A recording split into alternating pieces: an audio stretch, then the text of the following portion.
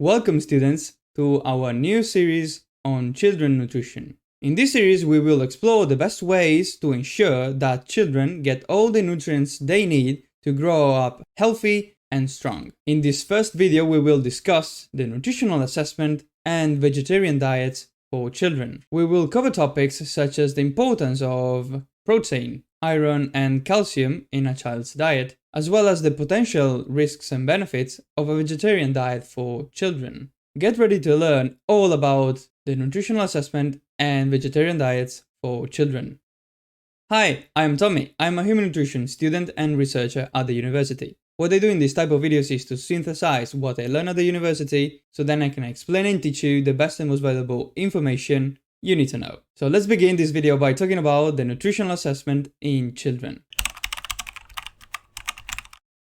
So, the nutritional assessment in the childhood. What are the generalities? Nutritional status. It is the condition resulting from the balance between nutrient intake, absorption, and utilization of those nutrients. So, not only what we eat, but also, and especially, what we absorb and utilize. And then the assessment is the tool we use to determine the nutritional status. And to do that, we follow the ABCD, which is an acronym to remember these steps easier. A stands for anthropometry, B for biochemistry, C for clinical, and D for dietary history. But to begin, we need the history of the patient, of the child. So the clinical history is the first step actually. So we need to know the child's background first. If they had already a nutritional evaluation, physical examination, and a clinical history before. So the background. Then we move on into the A,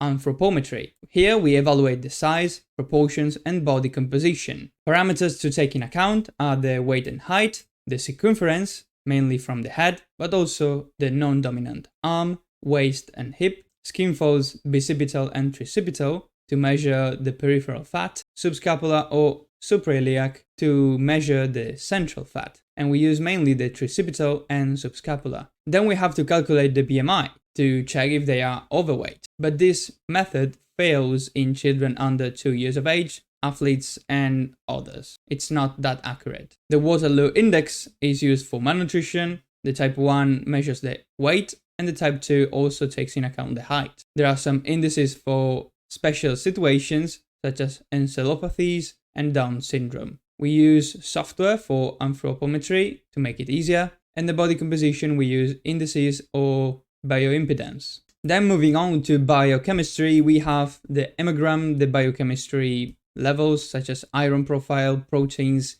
creatinine to height index ratio, the lipid profile, vitamins and trace elements, urine analysis, and others as well if suspected. Then there is a clinical evaluation. So this is a detailed history, personal history, also the family history is very important, weight for height curve, and the percentage of weight loss during the last period, if any, the socio-economic, cultural aspects of the family and the child, the increased losses, if any, and the possible physical activity they do. And then the dietary history. So we have the 24-hour recall, the prospective record, which evaluates 3, 5, or even 7 days before, and the food frequency questionnaire. So the last two are much better than the first one, even though the first one is the easier one, because the 24-hour recall comes with a bias, and it is that it's way easier to change the diet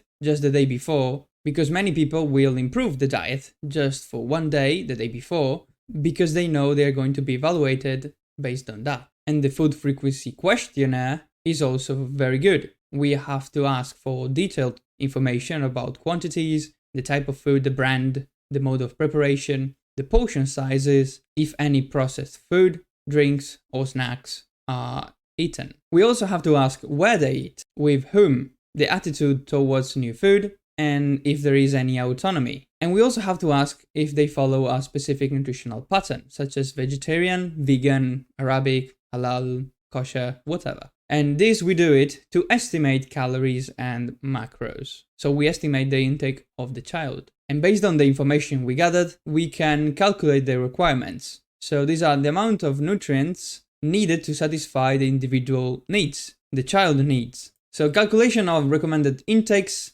we have the EAR, which is the estimated average requirement, which will cover the 50% of the population. Then the RDA, which is the recommended daily amount, is the amount that covers 95 to 97% of the healthy individuals. The AI is the adequate intake, and we use it when the RDA is not possible to calculate. And the UL is the tolerable upper level, is the maximum daily amount that does not pose a risk. The energy intake is based on the basal metabolic rate, which tends to be 60 to 70% in the majority of the cases. The physical activity, 20 to 25, the thermogenesis of food, 5 to 10%, especially proteins, and the growth of the child, 3%. So, if we have the basal energy expenditure multiplied by the physical activity, we can get the total energy expenditure. And to do this, we use screening tools.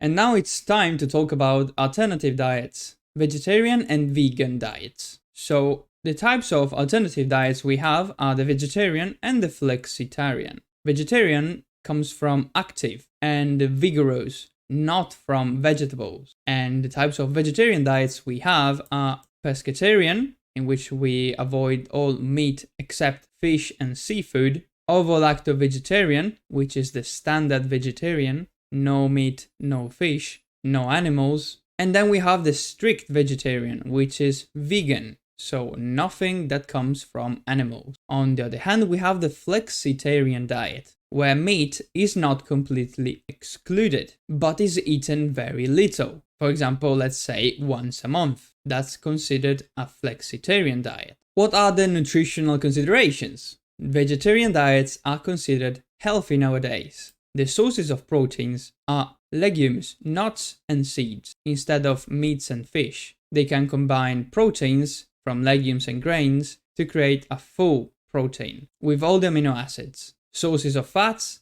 they remove saturated fats and cholesterol, and they include a lot more monounsaturated fatty acids and polyunsaturated fatty acids. And in terms of micronutrients, those of animal origin are denser and more bioavailable, for sure. So vegetarians rely on the fermentation in the gut to increase the absorption of certain vitamins and minerals. Sources of some micronutrients in a vegetarian diet would be, for example, the calcium, an enriched soy drink, zinc, nuts, seeds, legumes, oats, quinoa, and dairy. Iodine, very important for the thyroid, dairy products, seaweed, which tends to have a lot of iodine, and iodized salt. The source of vitamin D is mainly the sun for everyone, and the supplementation needed. And the vitamin B12 is absent in vegetables, so it's important a weekly supplementation of it. So what are the reasons for alternative diets, for vegetarian or vegan diets? Well, the environment for sure, but also health and overall sustainability. Indeed, this matches with the concept of One Health. So health for the environment, for humans, and for animals. Especially animals will thank you if you follow these diets.